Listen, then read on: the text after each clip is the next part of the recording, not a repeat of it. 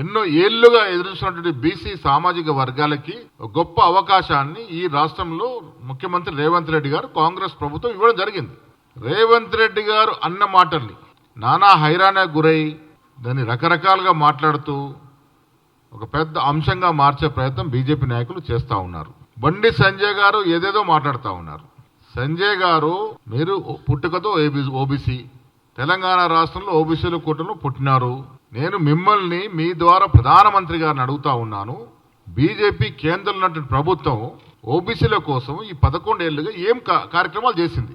ఏ రకంగా ఓబీసీలు ఆదుకున్నారు? మీరు ఎలాంటి సంక్షేమ పథకాలు ఇచ్చినారు? విద్యాపరంగా, ఉద్యోగపరంగా ఎలాంటి అవకాశాలు ఇచ్చినారు? ఇవన్నీ లెక్కలు చెప్పాల్సిన అవసరం ఉంది. ఇవాళ మీరు చేయరు, చేసేవారిని చేయనియరు. ఆనాడు రాష్ట్ర మీరు బీసీగా బీజేపీ అధ్యక్షుడిగా ఉంటే కష్టపడుతున్న మిమ్మల్ని బీజేపీ తీసి ఉతికి పారేసింది బయటకి. అది బీజేపీకి బీసీల పట్ల ప్రేమ. మీతో కష్టం చేయించుకొని తీరా ఎన్నికల నాటికి మీరు తీసి బయటేసింది.